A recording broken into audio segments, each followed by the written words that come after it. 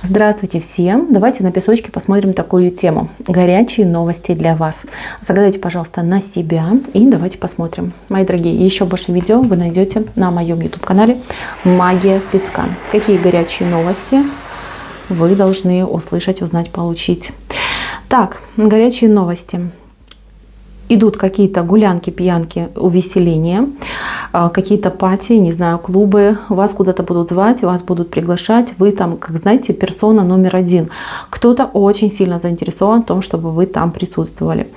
Следующий момент. Момент какой-то задержки, либо письмо, либо информация, что-то где-то опаздывает и задерживается.